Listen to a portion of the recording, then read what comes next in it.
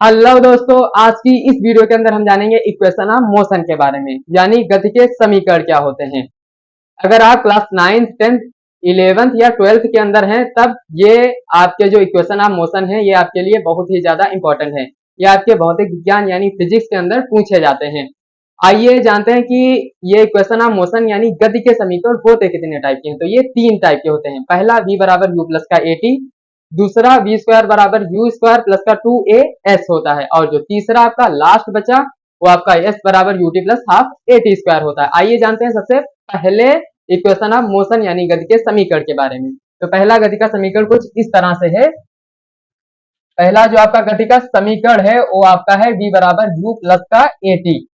अब इस समीकरण को समझने से पहले हमें एक बात समझनी चाहिए कि ये फार्मूला लगेगा कब। अगर यही नहीं हम जानेंगे तब ये फार्मूला लगाएंगे कैसे। तो सबसे पहले यहाँ पर आप नोट एक डाल लीजिए कि ये फार्मूला तभी लगेगा जब आपका एक्सेलरेशन यानी ये जो त्वरण होगा जिसको हम स्मॉल ए से डिफाइन करते हैं या प्रदर्शित करते हैं, ये अगर कांस्टेंट होगा तभी ये लगेगा फार्मूला। यानी एक्सेलरेशन जिसको हम ए वेक्टर, इसको अगर आप नहीं जानते हैं हिंदी में इसको ए सदिश कहते हैं, ऊपर वाले को सदिश कहते हैं। सदिश का मतलब जिसकी कोई दिशा हो।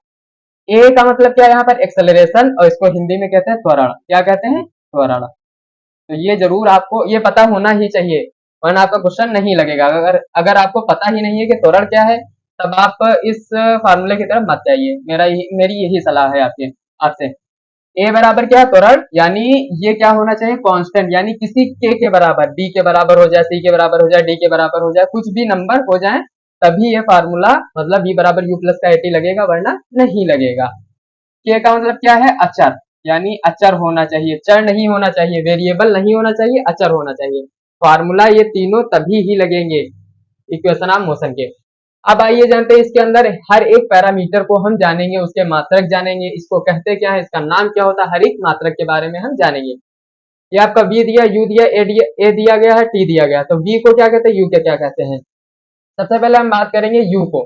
u एक क्या है, इसको इंग्लिश में कहते हैं इनिशियल, INITIAL, इनिशियल वेलोसिटी। क्या कहते हैं? Initial velocity. आप इसको हिंदी में क्या कहते हैं? इनिशियल का मतलब होता है प्रारंभिक। इनिशियल का मतलब क्या होता है? शुरुआती या प्रारंभिक। तो प्रारंभिक आप लिख दीजिए, प्रारंभिक, प्रारंभिक। और जो वेलोसिटी होती है वो वेग होती है, ये तो हम जानते हैं। तो इनिशियल वेलोसिटी का मतलब होता है प्रारंभिक वेग। इसका जो मात्रक होता है वो होता है मीटर पर सेकेंड, मीटर पर सेकेंड। अब आइए जानते हैं बी के बारे में। तो बी जो आपका होता है वो भी यही ही होता है, केवल एक नाम चेंज होता है, वो होता है ये वाला। इनिशियल का यहाँ पर हो जाता है फाइनल। क्या हो जाता है? फाइनल। और ये वेलोसिटी ही रहती है। अब वेलोसिटी जो होती है यानी वेग जो होता है, तो वो एक सदिश, सदिश मतलब राशि होती है, सदिश राशि होती है, एक सदिश पैरामीटर होता है। तो इसको क्या कहते हैं? अंतिम वेग। क्या कहते हैं? अंतिम वेग। आप इस वीडियो को लास्ट तक जरूर देखें, आपका हर एक जो डाउट होगा वो क्लेरिफाई हो जाएगा। इसका भी यूनिट जो होता है तो मीटर पर सेकंड ही होता है। क्या होता है? मीटर पर सेकंड ही होता है, ये आपको पता होना चाहिए। अब बात करते हैं ए के बारे में। तो इसको आप ए ऐसे भी डिनोट कर सकते हैं या आप ऐसा भी लिख दीजिए, कोई बात नहीं, इसके अंदर सभी लोग पहचान जाते हैं। इसको क्या कहते हैं? एक्सेलरेशन। क्या कहते हैं? Acceleration, acceleration. क्या कहते हैं? एक्सेलरेशन। और हिंदी में इसको कहते हैं त्वरण, त्वरण। एक्सेलरेशन का एक उदाहरण आपको देते हैं। जैसे आपकी बाइक जो होती है, तो बाइक का हम क्या कहते हैं? एक्सेलरेटर। तो वही होता है कि एक्सेलरेट करना। किसको एक्सेलरेट करना? तो इसी टर्म से आया एक्सेलरेटर या एक्सेलरेशन, तो इसी टर्म से आया है। इसकी जो यूनिट होती है तो वो होती है मीटर पर सेकेंड स्क्वायर। यहाँ पर आपको ध्यान देने वाली बात यह है कि मीटर पर सेकेंड इसमें तो था, लेकिन इसके अंदर मीटर पर सेकेंड स्क्वायर, यानी एक सेकेंड स्क्वायर में वो कितना मीटर ट्रेवल करती है गाड़ी, तो उसको हम कहते हैं त्वरण। ये बात आपकी फाइंड हो गई। टी का मतलब क्या होता है? T for time, time, time मतलब समय। तो ये तो आपकी बात पूरी हो गई। समय तो सेकंड में ही यूज होता है ज्यादातर, सेकंड में, क्योंकि यहाँ पर सेकंड, यहाँ सेकंड, सेकंड सभी जगह, तो ये भी सेकंड के अंदर यूज होता है। अब हमने ये चारों पैरामीटर आपके सामने रख दिए, इसके मात्रक भी बता दिए, इसका नामकरण भी हमने कर दिया। अब इसका एक अच्छा सा चरित्र आपके सामने मैं प्रदर्शित करने जा रहा हूँ। इस वीडियो को लास्ट तक जरूर देखें। क्योंकि अगर एक भी पॉइंट आपका छूटा तब आपके जो ये इक्वेशन ऑफ मोशन यानी गति के समीकरण है आपको समझ में नहीं आएंगे।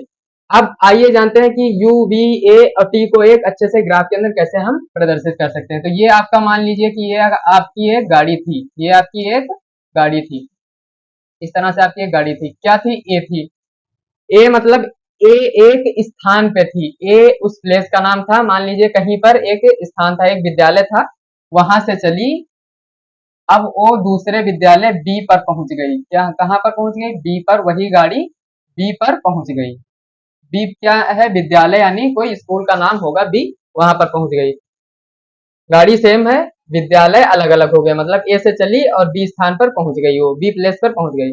अब उसने ए से बी तक जाने में कितना समय खर्च किया, तो उसको हम कहते हैं टी। ए से बी तक पहुंचने में कितना समय लगा, तो उसको यहाँ पर हम टी से डिनोट करते हैं, यानी समय।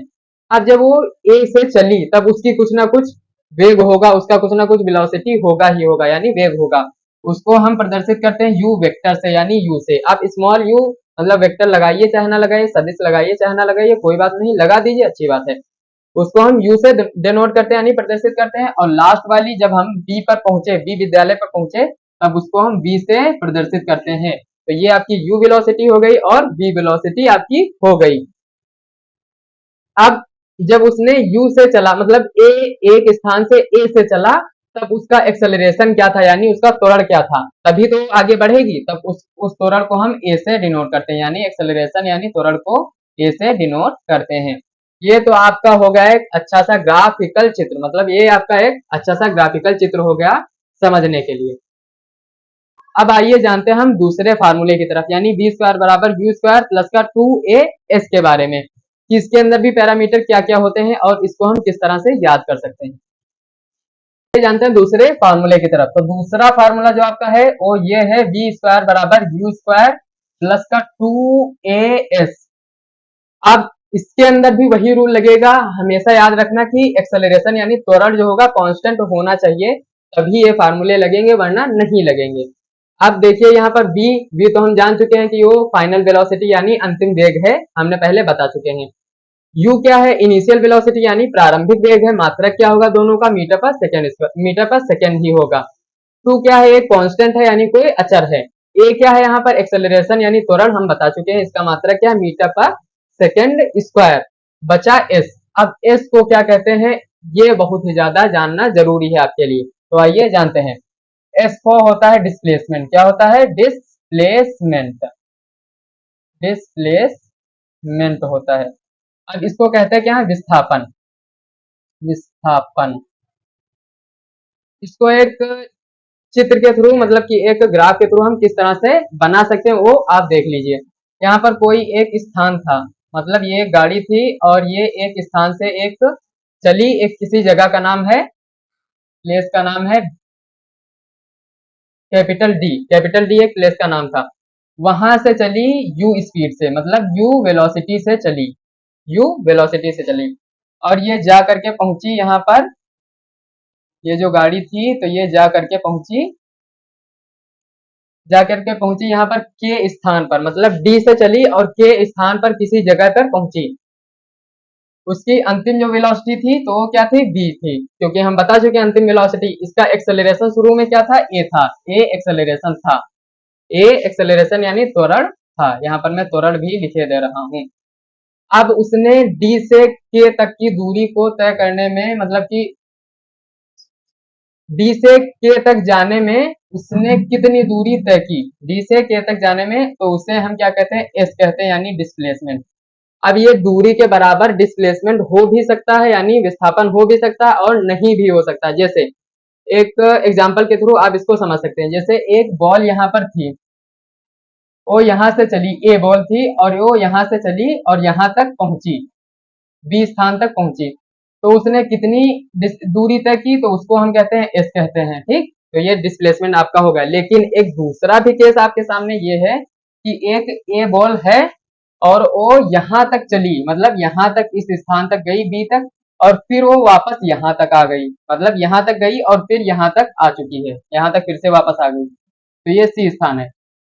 ये यहाँ से चली और यहाँ तक गई और फिर ये यहाँ तक आ गई, तब इस दूरी को हम डिस्प्लेसमेंट कहेंगे, इस दूरी को हम डेल्टा एस या डिस्प्लेसमेंट कहेंगे। तो ये कंडीशन आपके लिए बहुत ही जरूरी है। एस को क्या कहते हैं, विस्थापन यानी डिस्प्लेसमेंट कहते हैं। इसका जो यूनिट होता है वो मीटर में होता है। क्या होता है, मीटर में। जो दूरी के बराबर हो भी सकता है और नहीं भी हो सकता है। तो ये आपका दूसरा फार्मूला हो चुका है। आइए जानते हैं तीसरे फार्मूले की तरफ, यानी एस बराबर UT plus half A T square के बारे में। अब आपका जो तीसरा फार्मूला और तीसरा और सबसे इंपॉर्टेंट फार्मूला है वो आपका है एस बराबर यू टी, एस बराबर यू टी प्लस हाफ मतलब 1/2 ए टी स्क्वायर। फिर से मैं एक बात बता दे रहा हूं कि नोट ये है कि एक्सेलरेशन यानी त्वरण इसके अंदर कांस्टेंट यानी अचर होना चाहिए, तभी ये फार्मूले लगेंगे।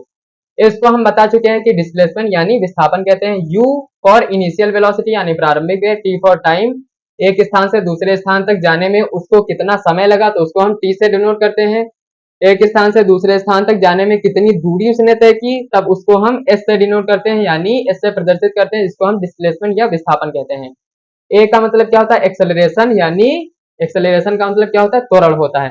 तो ये आपका एक्सेलरेशन का फार्मूला और ये त्वरण का फार्मूला हो गया। इस तरह से आप इसको याद कर सकते हैं कि इसको एक ग्राफिकल के थ्रू, हम ग्राफ के थ्रू इस तरह से हम इसको प्रदर्शित कर सकते हैं। जैसे कोई एक आपके पास कार थी या गाड़ी थी, कुछ भी ले लीजिए, वो आपके पास थी, एक प्लेस से चली और उसकी जो वेलोसिटी थी, जो प्रारंभिक वेलोसिटी क्योंकि होगी, क्योंकि एक स्थान से पहले जब चलेगी तो उसकी वेलोसिटी मतलब प्रारंभिक वेग क्या होगा, u होगा। तो u वेक्टर से हमने इसको डिफाइन कर दिया। एक स्थान से चली जिसका कुछ नाम था d करके कुछ नाम था, उसका हम नाम नहीं जानते, मतलब d हमने कर दिया। वो यहाँ पर पहुंची दूसरी जगह पे, गाड़ी सेम है, ये याद रखना, गाड़ी क्या है, सेम है। अगर सेम गाड़ी है तो हमने पहले ही बता चुके हैं कि एक्सेलरेशन यानी त्वरण जो होगा वो कांस्टेंट होना चाहिए, चाहे यहाँ पर हो चाहे यहाँ पर हो। अब वो होना चाहिए, ये मतलब त्वरण जो होगा तो आपका क्या होना चाहिए, कांस्टेंट होना चाहिए, वरना ये फार्मूले आपके नहीं लगेंगे। अब वो यहाँ से यहाँ तक चली और इसकी वेलोसिटी क्या थी, v थी, मतलब अंतिम वेग जो था तो वो क्या था, v था। ये कौन से स्थान पे पहुंची, ये जाके k किसी स्थान पे पहुंची, k स्थान पर पहुंची। अब उसने d से k तक जाने में कितना समय लिया तो उसको हम डिनोट करते हैं, प्रदर्शित करते हैं t से। तो ये हो गया आपका t, ये जो t दिख रहे हैं दोनों आपके t हो गए। इनिशियल वेलोसिटी u हो गया। इसके अंदर आपको ध्यान देने वाली बात ये है कि फाइनल वेलोसिटी को आपको इसके अंदर कंसीडर इंक्लूड नहीं करना, यानी इसको इसके अंदर नहीं लाना है। एस क्या है, एस है कि डी से के तक जाने में उसको कितनी दूरी तय करनी पड़ी तो उसको हम एस यानी विस्थापन से हम प्रदर्शित करते हैं, जिसको हम डिस्प्लेसमेंट कहते हैं। एस मतलब विस्थापन, यहाँ पर मैं लिखे दे रहा हूँ विस्थापन या डिस्प्लेसमेंट। डिस्प्लेसमेंट आप देख लीजिए, विस्थापन या डिस्प्लेसमेंट। एक्सेलरेशन क्या है, आपका त्वरण है, ये कांस्टेंट होना ही चाहिए। ये तीनों फार्मूले आपके लिए बहुत ही जरूरी हैं। v बराबर u प्लस का एटी, एस बराबर U T plus half A T square, और जो आपका दूसरा फार्मूला था v स्क्वायर बराबर यू स्क्वायर प्लस का 2as। ये तीनों फार्मूले आपको याद होने चाहिए, चाहे आप क्लास 9th 10th 11th या 12th के अंदर हो, क्योंकि ये हर एक क्लास के लिए बहुत ही ज्यादा इंपॉर्टेंट है। वीडियो अच्छी लगे तो इसे लाइक शेयर और सब्सक्राइब जरूर करें। मिलते हैं अगली वीडियो में।